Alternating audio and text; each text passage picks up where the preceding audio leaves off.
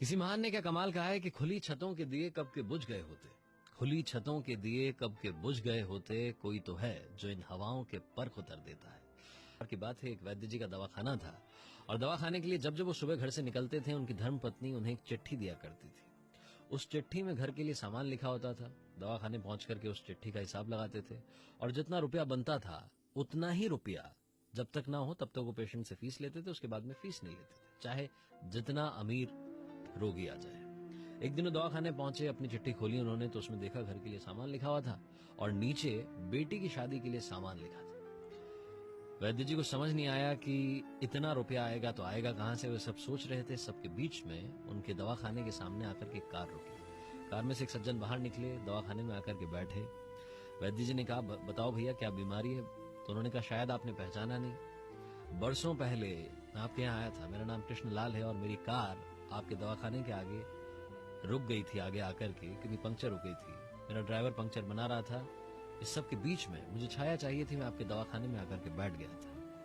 बैठा हुआ था तो आपके यहाँ पर एक छोटी बच्ची, छोटी सी गुड़िया जो है आपको बार बार खींच रही थी, कह रही थी बाबूजी चलो घर पर, भूख लगी है, खाना खाना है। लेकिन आप जा नहीं रहे थे क्योंकि आपको लग रहा था कि शायद मैं बीमार हूं या मुझे कुछ चाहिए। तो मुझे लगा कि अब इनसे कुछ ले ही लेते हैं, तो मैंने आकर के आपको अपनी बीमारी बताई। हमारे बच्चे नहीं हो रहे थे। आपने बातचीत के बीच में ही एक पुड़िया बनाई और मुझे दवाई दी थी। मैं आपको पैसे देने लगा तो आपने मना कर दिया। मैं आपसे जिद करने लगा कि जो फीस बनती है वो लीजिए। तभी वहां पर एक आदमी, उन्होंने बताया कि आज का वैद्य जी का हिसाब पूरा हो गया। तो मुझे पूरी आपकी कहानी समझ में आई कि आप इतने ही रुपए लेते हैं जितना घर के लिए सामान चाहिए होता है।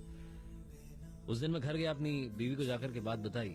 बीवी ने कहा कि शायद आपकी मुलाकात ऊपर वाले के भेजे हुए बंदे से हुई है, तभी वो इतने महान है कि उन्होंने इतनी बड़ी बात की और ऐसा वो रोज करते हैं। वो दवाई हमने लिया, आज मेरे आंगन में 2 बच्चे हैं। आज मैं शहर में आया था और अपनी भांजी के लिए शादी का सामान खरीद रहा था, तो मुझे मालूम नहीं क्यों वो छोटी गुड़िया याद आ रही थी। जो सामान लेता जा रहा था उसे रिपीट करते जा रहा था, 2-2 सामान ले रहा था। ये बात सुनने के बाद वैद्य जी की आंखें चौड़ी चौड़ी रही। उन्हें समझ नहीं आया कि क्या हुआ है। उन्होंने कहा कि आप यकीन नहीं करेंगे कृष्णलाल जी, आज सुबह जो मेरी धर्मपत्नी ने चिट्ठी दी है उसमें बेटी की शादी के लिए सामान सबसे नीचे लिखा है। ऊपर वाला हर वक्त हमारे साथ होता है, बस थोड़ा सा इंतजार करना होता है। अगर आपने अच्छा किया तो अच्छा मिलेगा, अगर आपने बुरा किया है तो रिजल्ट आप सब जानते हैं। ऐसा है कि मेहनत करते रहिए, हिम्मत मत हारिए। आप कर दिखाएंगे कुछ ऐसा कि दुनिया करना चाहेगी आपके जैसा।